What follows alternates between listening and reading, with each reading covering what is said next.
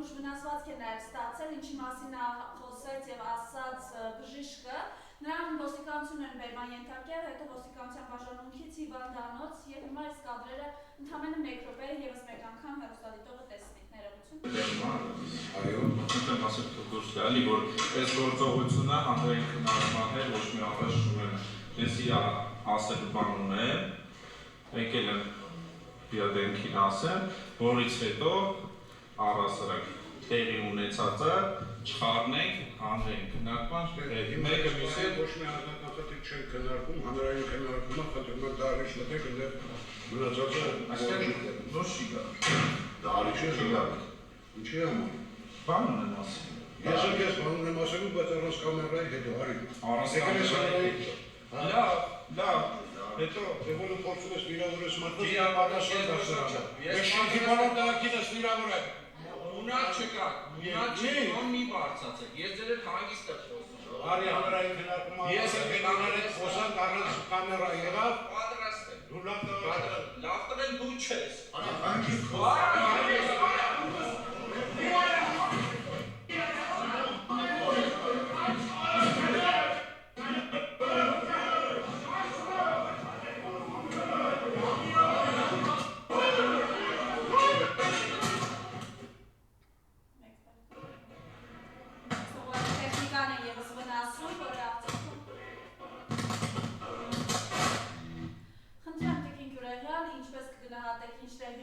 Հանրապետության կուսակցության ներկայացուցիչ Անի Խաչատրյանը շտապել էր դեպքի վայր եւ այնտեղից է պատտորեն ասում էր, որ ինքը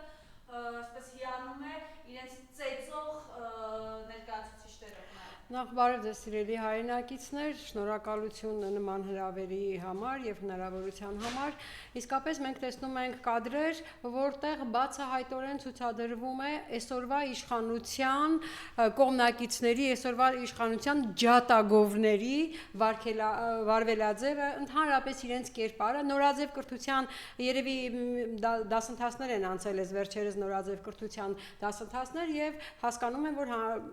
հանրության որևէ մեկի որևէ հարցի բարձրացումը միայն նման պատասխան պետք է ստանա եւ հետաքրքիրն այն է, որ այդ թաղապետը ով ծեծել էր Չախոյանին, իրականում ինքը հանրապետություն կուսակցության ներկայացուցիչն է, ես ինչքան գիտեմ, եւ հանրապետության կուսակցության ներկայացուցիչ Արտակ Զեյնալյանն էր, որ վերջերս ազգային ժողովում բերեց դեպի Եվրոմիություն գործընթացի մեկնարկի մասին օրենքի նախագիծը։ Փաստորեն հանրապետության կուսակցությունը Արամ Սարգսյանի, Անի Խաչատրյանի, Արտակ Զեյնալյանի կերպարներով իրենք հասկանում են, տեսնում են Եվրոմիության գործընթացի մեկնարկը նման քայլերով, նրանք մեկնարկ են սկսել Եվրոմիություն գնալու, սա է իրենց մեկնարկը, փաստացիորեն իրենք եթե արդարացնում են նման վարքագիծը, իսկ Անի Խաչատրյանի խոսքերը ոչ այլ ինչ են, քան արդարացում եւ դեռ ավելին, գովերքում է, շատ ճիշտ է կարել, շատ լավ է կարել տղեր, այսինքն սա իրենց վերած օրենքի նախագծի, օրենքի Եվրոմիություն գնացող գործընթացի առաջին 2-3 քայլերի մասին է ընդհանրապես խոսում։ Փաստացիորեն հանրապետություն կուսակցությունը այս դեմքերով գովերքում է ծեծու ջարդը, գովերքում է հանրային որևէ կարծիքի հայտման պատասխանը նման կերպ, եթե այդ կարծիքը իրենց տեսակետների հետ չի համընկնում։ Եվ ես ինչքան գիտեմ, ըստ էության Չախոյանի ներկայացված փաստարկը, որի մասին նա փորձում էր ներկայացնել, հենց նոր արդեն ավարտված, շինարարությունը ավարտված, նոր հանձնված մանկապարտեզի պատկերին, մանկապարտեզին էր վերաբերվում եւ նա փաստացիորեն ուզում էր ցույց տալ, որ այն մանկապարտեզը, որի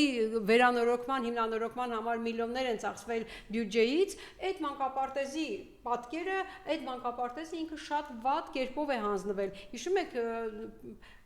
Փաշինյանը գնացել էր, որ ինչ որ դպրոց կախիչը կախվել էր, դրա համար նա մարզպետ հանեց, մի ուրիշ տեղ, չգիտեմ, ինչն էր փչացել, ղեկավար հանեց։ Հիմա այս նույն պատկերը Չախոյանը ուզում էր ցույց տալ, որ այդ մանկապարտեզը, որը հանձնում են, իրականում ոչ մի նորմալ վիճակում չի։ Եվ հասկանալի է, որ նման վերաբերմունքը պետք է արժանանար իհարկե ծեծուջարդի, չէ որ ժողովրդավարության բաստիանում այլ կերպ հնարավոր չէ գործել։ Եվ ես չեմ էլ զարմանում, ես պարզապես անկեղծ ասած ինչ որ իմաստով հասկանում եք սիրելի հանրություն, նույնիսկ գոհ եմ նման թաղապետից, որ ինքը հանրության առաջ բացում է իրենց տեսակի դեմքը, թաղապետը ծեծով է բացում իրենց տեսակի դեմքը, Անի Խաչատրյանը իր խոսքով է բացում իրենց տեսակի դեմքը, լավ է կարել տղաներ, հասկանում եք, սրանք իրենք բացահայտում են հանրության առաջ իրենց տեսակը, ինչպիսին են իրենք իրականում, սա է իրենց իրական դեմքը, սա է իրենց ներկայացրած իրական Հայաստանի ներկա կերպարը, սրա մասին է խոսքը ընդամենը եւ բնականաբար ես առավել քան համոզված եմ, որ այդ կադրերը տեսնող ընդհանրապես այս երևույթի մասին որևէ լուր ստացածը, կարդացածը, դիտածը այլ վերաբերմունք չի կարող ունենալ, քան համոզվի, որ օր առաջ նման իշխանությունից, նման վարքագիծը խրախուսող իշխանությունից ազատվելը միակ ելքն է մեր երկիրը փրկելու համար։ Հաջորդ թեման, որ ես կուզեի իսկապես խոսել, ըստ էության հենց այսօր նույնիսկ մամուլում տարածված վարչապետի կնոջ Աննա Հակոբյանի խոսքն է Facebook-յան էջում, որտեղ նա խոսում է, եթե կարելի է, իհարկե, որպես ինքը խոսում է, որ այդ իրենց կրթվելը նորաձևես հազարավոր մարդկանց են ներգրավել։ Մենք ունենք սակայն մոտ 50 չարացած ու ագրեսիվ հայրենակից, ովքեր մեզանում դեռևս շատ բարձր է պահում տգիտության պատիվը։ 50-100 հոգի են, կարող են սա իրենց թույլ տալ։ Խնդրեմ։ Գիտեք, ամենահետաքրքիրն է, որ ինքը ներկայացնում է 50-100 հոգի, ովքեր տգիտության պատիվը բարձրացնում են եւ ընդամենը մի քանի օր առաջ իր ամուսինը կառավարության նիստում նախարարներին դիմեց եւ ասեց, որ իրենք բոլորը տգետներ են եւ իրենք բոլորը 7 տարի առաջին դասարանում մնացածներ են։ Փաստացիորեն այդ կառավարության կազմը տիկին Աննա Հակոբյանի ձևավորմամբ այդ 50-100 հոգին են, որովհետև ընտանիք չէ իրենց մոտ, այդ զուգընկերության երկու տարբեր կողմերը միևնույն տգիտության մասին են խոսում, Աննա Հակոբյանը ընդհանրապես տգիտության մասին, իսկ Նիկոլ Փաշինյանը կոնկրետ նշում է, թե ովքեր են այդ տգետները։ Եթե Աննա Հակոբյանը պետք է իր նորաձև կրթությամբ փորձի դաստիարակել կրթել այդ 50-100 իրենց իշխանական կազմին, խնդրեմ, թող մեկը մեկին արժանի են եւ երևի թե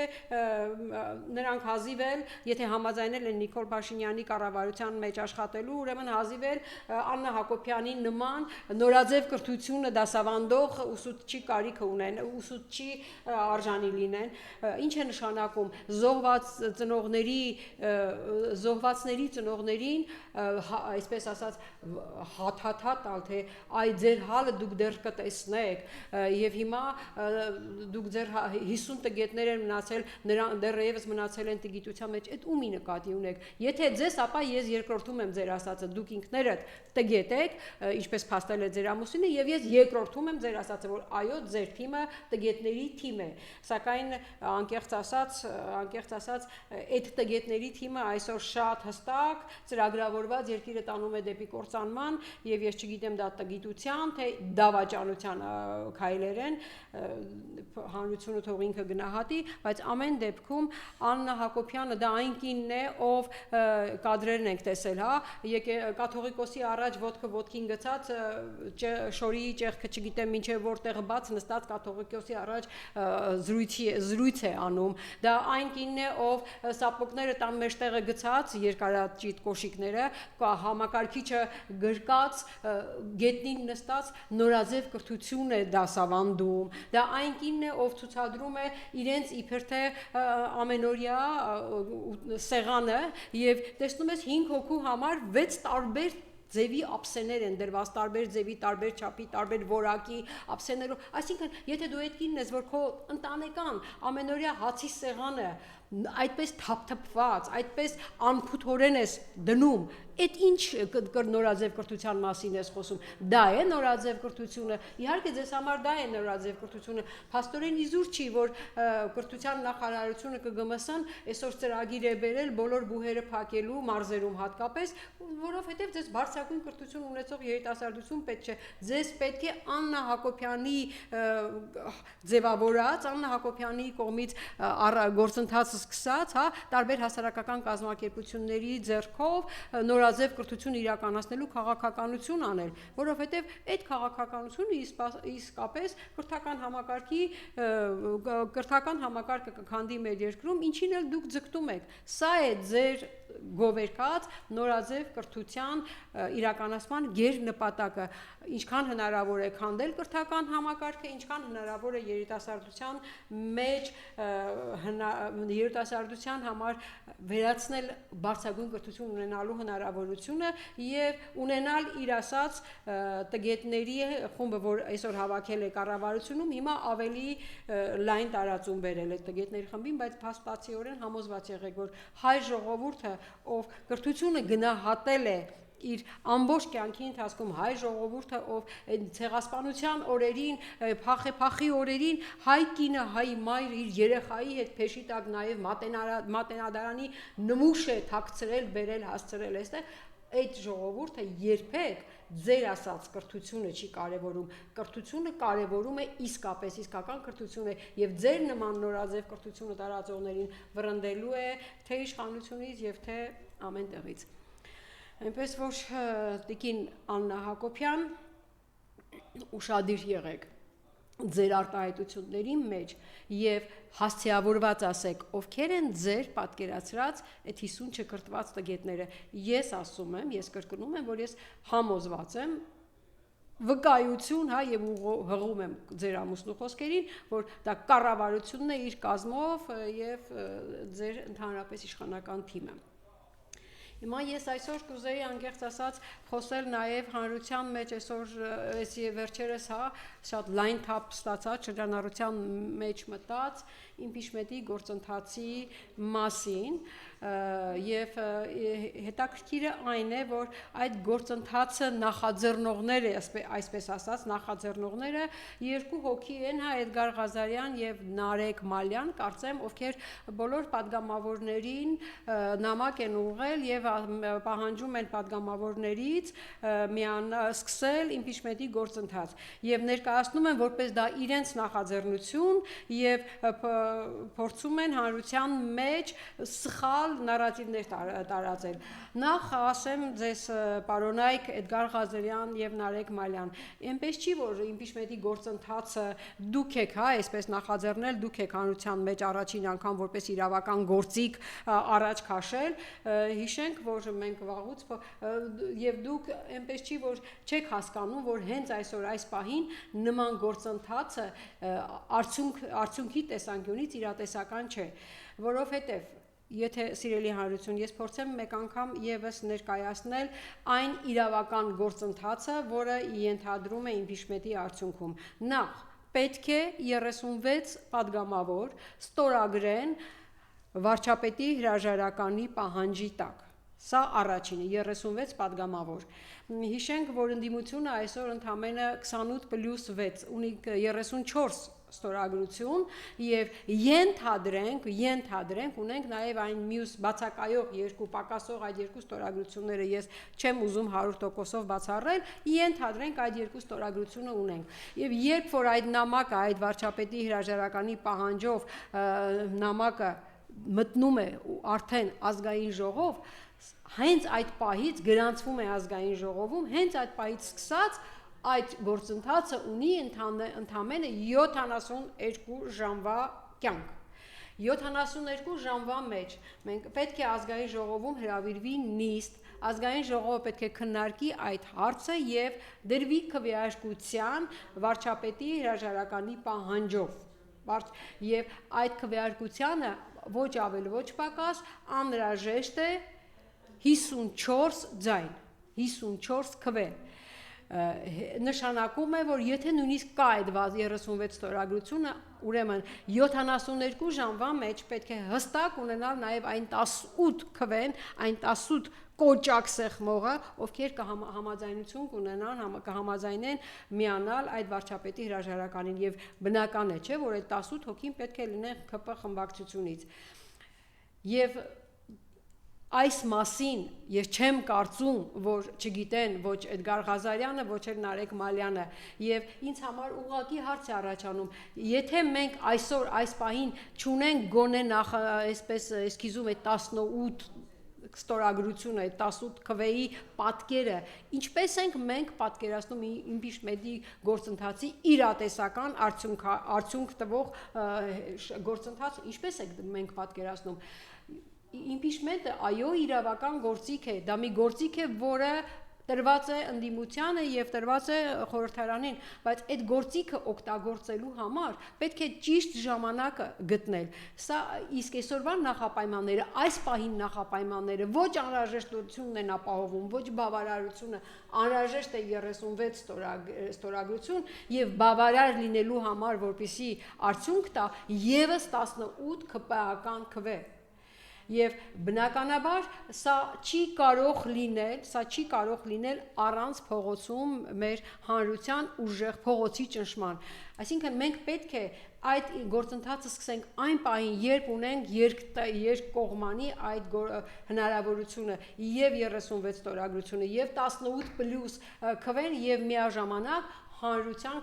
փողոցային ճնշումը։ Եթե այս երեքը միասին մենք չունենք մեկտեղ, այս պահին սկսել եւ տանուլ տալ առաջիկա 72 ժամում, դա ընդհանրապես չմտածված, չհաշվարկված քայլ է։ Ոչ ոք չի ասում, որ իմպիչմենտի գործիքը չի կարելի օգտագործել, ոչ ոք չի ասում, որ այդ գործիքը անարդյունավետ է, բայց այս պահին դա իրատեսական չէ, հենց այս պահին նման գործընթացով արդյունքի հասնել։ Այո,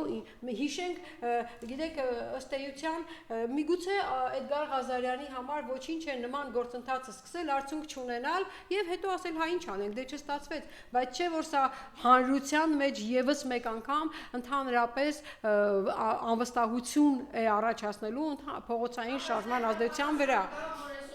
Ընդդիմությունը շատ վատ է աշխատում, որևէ process, որտեղ գործընթաց չի սկսում, փողոցային պայքարը 1 տարուց ավել է ավելված է, չկա եւ ինչ որ բան պիտի լինի, որտեղ Ահա, շատ լավ, շատ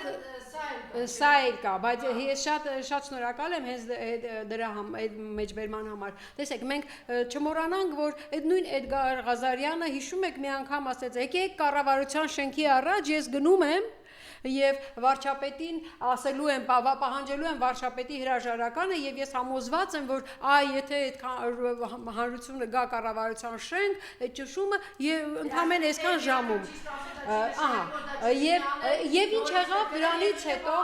դրանից հետո ինչ եղավ։ Դա չի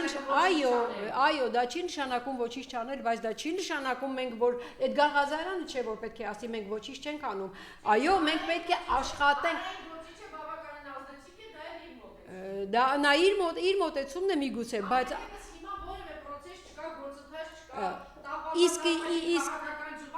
իսկ միգուցե Տիկին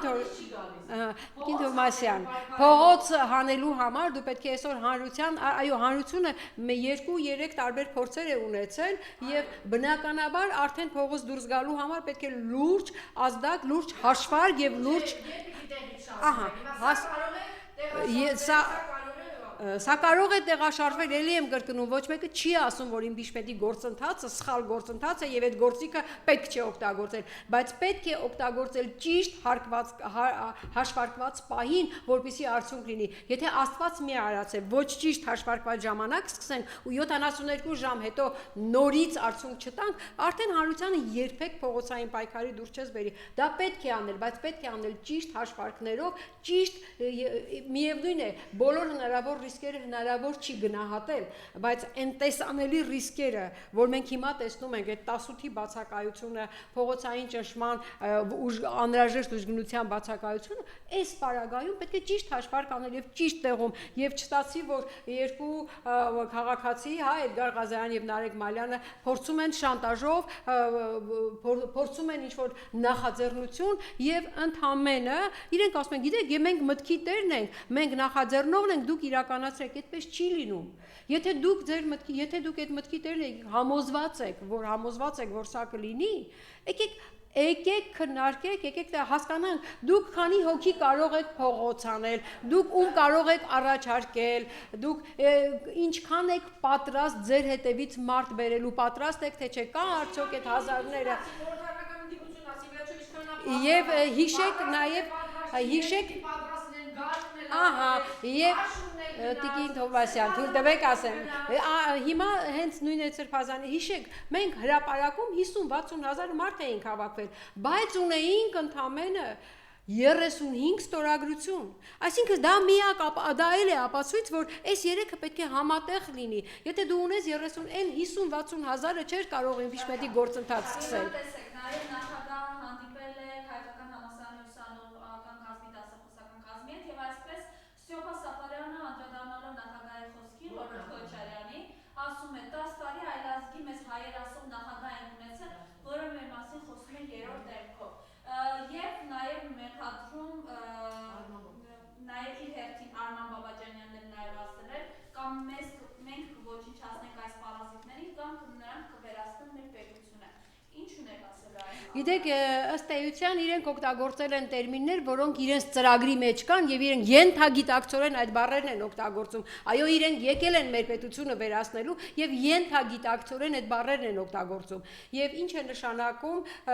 այլազգի։ Այլազգիների ծրագիրը այսօր կատարողը եւ ավելի կոնկրետ թուրք-ադրբեջանական տանդեմի պահանջները կատարողները հենց իրենք են, իրենց այսօրվա վարչապետի գլխավորությամբ։ Եթե այլազգիների առաջ գլուխ խոնարհող չի Նիկոլ Փաշինյանը, ապա ինչ է, երբ Ալիևը հայտարարում է, որ Հայաստանը պետք է փոխի սահմանադրությունը, ուղիղ հաջորդ օրը Նիկոլ Փաշինյանը սկսում է նիկոլիզմի քարոզարշավը եւ ասում է առաջին կետը, առաջին թեզը սահմանադրությունը պետք է փոխենք։ Երբ Ալիևը հայտարարում է, որ պետք է 300,000 ադրբեջանցի տեղափոխվեն Հայաստան, ուղիղ հաջորդ օրը Նիկոլ Փաշինյանը նիկոլիզմի երկրորդ թեզով հայտարարում է, որ ժողովուրդը դա քաղաքացին է, ով ապրում է Հայաստանում եւ պարտադիր չէ, որ այդ քաղաքացին լինի հայ, նա կարող է լինել այլազգի եւ նա կլինի քաղաքացին էլ կլինի երկրի տերը։ Հիմա իրար կողք դնենք 300,000 ադրբեջանցիները վերադառնում են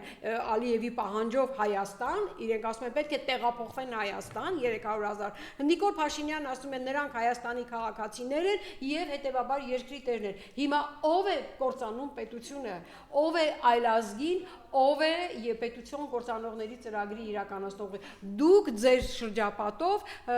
պարոն Ստյոպա Սաֆարյան եւ Արման Բաբաջանյան, դուք եք, որ այսօր այս երկիրը տանում եք կործանման ձեր հակազգային քարոզներով, ձեր հակապետական այսպիսի խոսույթով, դուք եք այդ ամենը անողը եւ հետեւաբար իզուրտեղ ելի եմ գրկնում, դուք ձեր ենթագիտակցության մեջ օգտագործում եք բառեր, որոնք ձեր ծրագրային բառերն են։ Դուք եկել եք ծրագրորեն երկիրը պետությունը կործանելու եւ ենթագիտակցաբար այդ տերմիններն եք օգտագործում։ Ասեցիք, որ ինչու են Չախոյանի Լևանի նկատմամբ բռնություններ, որտեղ Մայր Հայաստանի արքան ու անդամի հետ միասին բացահայտել էին այդ մեծ խոշոր թալանը, դուք եք այս ուղղությամբ ունեք բացահայտել։ Այո, շատ հետաքրքիր է, որ այդ բացահայտումը ինչին էր վերաբերվում, որ մանկապարտեզը հանձնվող մանկապարտեզը բյուջեի միջոցներով իրականության մեջ չի ապահովում այն որակը, որին արժանի է հանձնվող նոր կառուցվող կամ նոր վերանորոգվող, հիմնանորոգվող մանկապարտեզը։ Եվ ես բազմիցս հենց իրենց ներկայացրել եմ, որ իրենց խոստումը, հա, այդ 300 դպրոց 500 մանկապարտեզ, որ տեղի անտեղի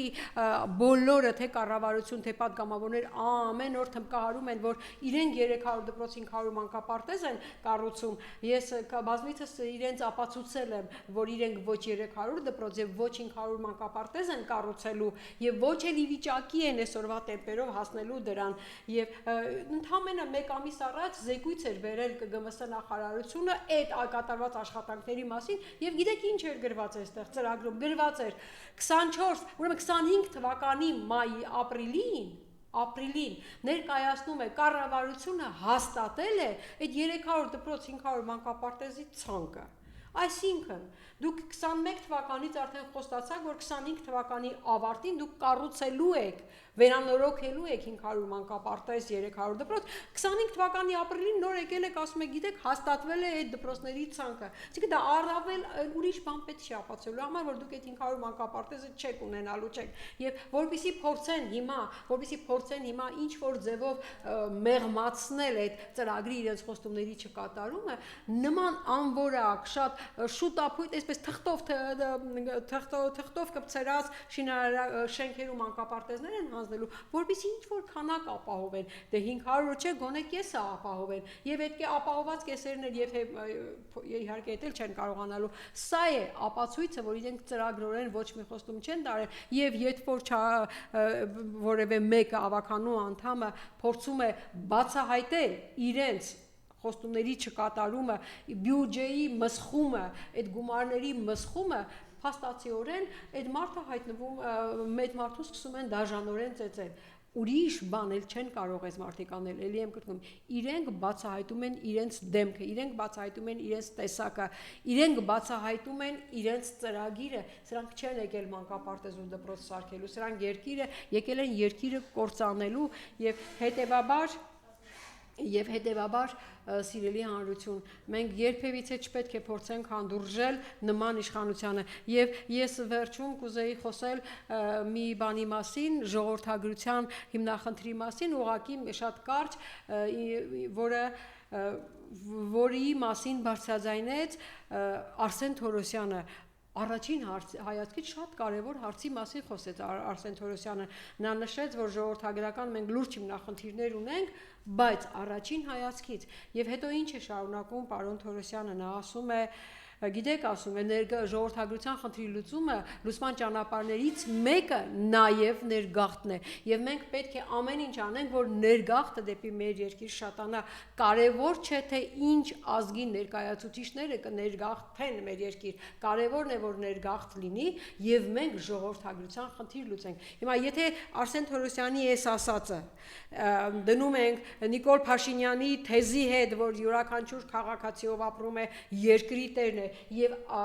Ադրբեջանի այն թեզը, որ 300,000 ադրբեջանցի պետք է տեղափոխվեն Հայաստան։ Մի հատ այս 3 թեզեր իրար գումարեք եւ ստացվում է, որ այո, այս մարդիկ եկել են երկիրը կործանելու, այսինքն իրենք ուզում են Հայաստանը լցնել այլ ազգիներով եւ ոչ ավել, ոչ պակաս 300,000 եւ իրենց սերունդներ ադրբեջանցիներով։ Սա է իրենց ծրագիրը եւ այս ծրագրով կործանման մասին է խոսում Ստեփան Սաֆարյանը, որը ասում է, որ այո, կործանվում է երկիր, այո, դուք եկել եք կործանելու, բայց ես համոզված եմ, որ մեր ժողովուրդը երբեք նման բան թույլ չի տա